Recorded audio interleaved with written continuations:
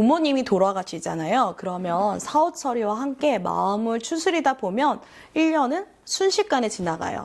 그런데 부모님이 사망하신 후에 6개월 안에 처리하지 않으면 안 될 일들이 꽤 있습니다. 부모님이 돌아가시고 아직 마음의 정리도 하지 못했는데 법이 너무한 거 아니냐 이렇게 생각하실 수도 있는데요. 그렇다고 아무것도 안 하면 경제적인 피해뿐만 아니라 나중에 수습하는 과정이 더 어려워져요.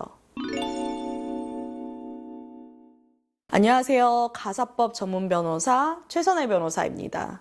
변호사님, 부모님이 돌아가시면 정신이 없는 상황에서 할 게 너무 많잖아요. 그죠? 장례식도 치러야 하고 부모님 물품도 정리해야 하고 장례식 끝나면 밀린 일도 해야 되고 그런데 상속 관련해서도 처리해야 될 게 엄청 많을 것 같은데요. 변호사님은 세무사 자격도 있으시고 지방 국세청에서 각종 심의위원회도 하셨잖아요. 그죠? 그래서 상속 분쟁 관련 소송도 많이 하셨는데 변호사 입장에서 부모님이 돌아가셨을 때 어떤 걸 준비해야 하는지 좀 알려주실 수 있으세요?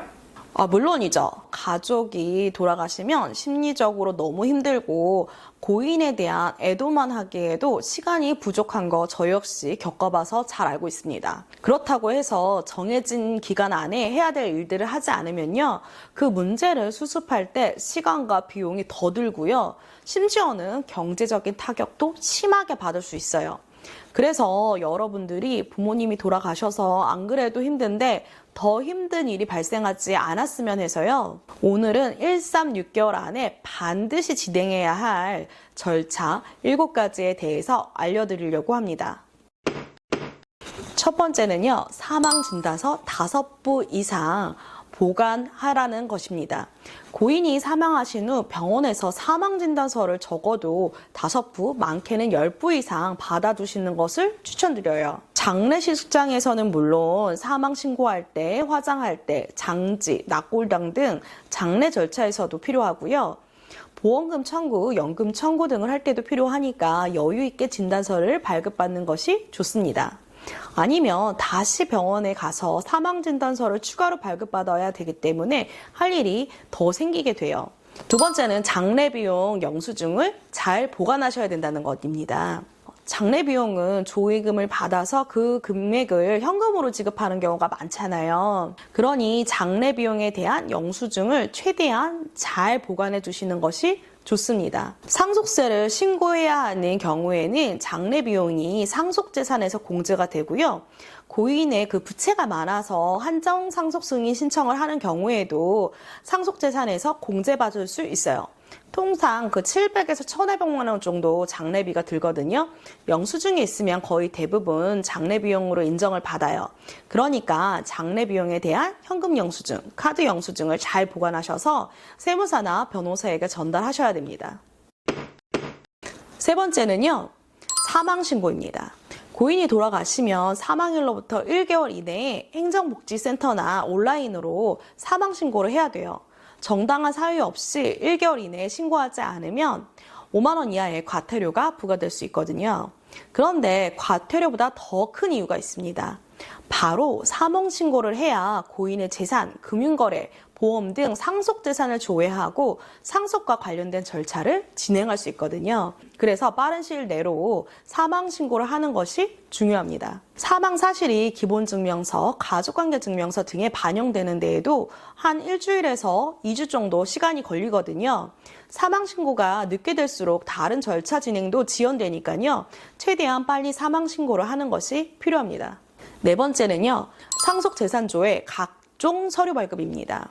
먼저 행정복지센터에서 사망신고를 하실 때 안심상속 원스톱 서비스를 신청하시는 것이 좋은 것 같아요. 한 번에 피상속인 명의의 모든 금융재산, 채무, 각종 연금, 국세, 지방세, 토지, 건축물, 자동차, 그 망인의 재산 내용을 파악할 수 있거든요. 물론 개인 간의 채무는 확인이 안 돼요. 그리고 조회 결과 확인 방법은 차후 상속세 신고나 한정승인, 상속포기 등을 해야 될 때 제출해야 되거든요. 그러니 문자로 받으실 수밖에 없는 정보를 제외하고 나서는 우편으로 받는 방법을 추천드립니다. 이렇게 재산조회가 대략적으로 되면 금융자산 같은 경우에는 금융감독원 상속인 조회 서비스를 통해서 그러니까 망인, 그러니까 고인에 대한 그 금융거래 내역을 한 번에 조회하실 수가 있어요. 여기에서 잔액 같은 것도 상세하게 확인할 수 있습니다. 그리고 안심상속 원스톱 서비스를 신청하실 때 주의할 게 있는데요.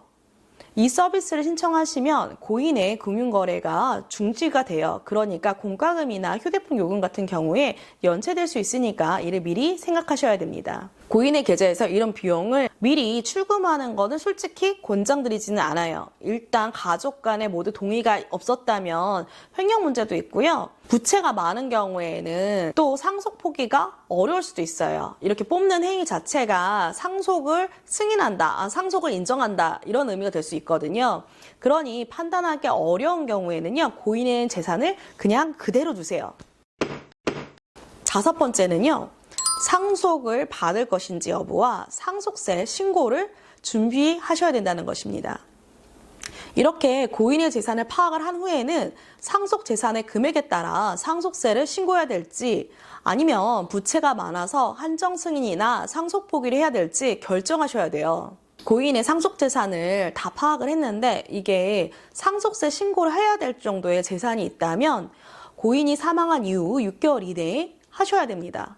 그리고 고인이 종합소득세 신고 대상자인 경우에도 사망 후 6개월 이내에 종합소득세 신고를 하셔야 돼요. 반대로 채무가 많으면 사망일로부터 3개월 이내에 한정 승인이나 상속 포기를 하는 것이 안전합니다. 6번째는 상속재산 분할 협의를 하는 것입니다. 상속재산이 있다면 상속인 간 합의를 통해 재산을 어떻게 분할할지 선택을 하셔야 돼요. 상속인들끼리 상속재산 분할 협의가 원만이 되잖아요. 그러면 세무사나 변호사를 찾으실 일이 없다고 생각하시거든요. 하지만 그러다가 1억 넘게 손해보신 분들이 있습니다. 상속된 재산에 주택도 있고 금융재산도 있으면 이런 경우 부모님과 일정 기간 동거했는지 상속인이 무주택자인지 여부에 따라서 나중에 양도세가 달라지거든요. 취득세도 달라질 수 있어요. 어느 정도까지 차이가 나냐면요. 1억 원 이상 차이가 날 정도예요. 얼마나 중요하신지 아시겠죠? 특히 그 상속인 간에 사이가 좋지 않은 경우는 정말 함부로 재산 분할 협의하시면 안 됩니다. 짧은 기간 안에 해결할 수 있는 문제를 수년 넘게 큰 비용 들어가면서 처리해야 될 수 있어요. 마지막으로 7번째는 상속재산 분할 심판 청구입니다. 원만하게 상속재산 분할 협의가 되지 않거나 기여분을 주장하는 경우에는요, 어쩔 수 없이 상속재산 분할 심판 청구를 가정법원에 해야 됩니다. 상속재산을 다툴 때 생전 증여했던 재산에 대해서도 같이 다툴 때가 있어요. 이 부분을 잘 아는 변호사나 세무사와 꼭 상담을 해서 처리하시길 권장드려요. 잘못하다가는 세금을 훨씬 더 많이 내실 수 있거든요. 오늘은 가족이 사망했을 때 준비하여야 되는 절차 7가지에 대해서 알려드렸는데요. 상속 관련 상담은 의뢰인들이 오시면 한 가지 똑같은 반응을 보이세요. 몇 군데 변호사 사무실을 다녔지만 이렇게 확실히 얘기해주는 곳이 없다고 말이죠.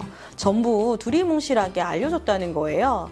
제가 이렇게 다른 곳과 다르게 확실하게 말씀드릴 수 있는 이유는요. 제가 세무사 자격도 있지만 각종 그 세금 관련된 심의위원회를 하면서 많은 분쟁을 다뤄봤고요. 또 세금 관련해서 국내에 내놓으라 하는 세무사님들과도 지금 협업을 하고 있어요. 그래서 노하우뿐만 아니라 최신 정보들도 계속 쌓이고 있다 보니 각 상황에 맞게 정확하고 최선의 방법을 알려드릴 수 있는 거죠. 대부분 변호사를 찾아가시면요, 소송에서 이기는 것만 생각하시고 세금은 전혀 고려하지 않으시거든요. 그러면 소송을 이겨도 막대한 세금을 내야 되기 때문에 막상 결과가 마음에 차지 않으실 수 있어요. 그러니까 변호사에게 그 상속 관련 소송을 맡기시려고 하시면요, 세금에 대해서는 얼마나 알고 있는지, 그리고 세무법인과 어떻게 협업하고 있는지 꼭 확인하셔야 됩니다. 오늘도 영상이 도움이 되셨다면 좋아요와 구독 부탁드릴게요.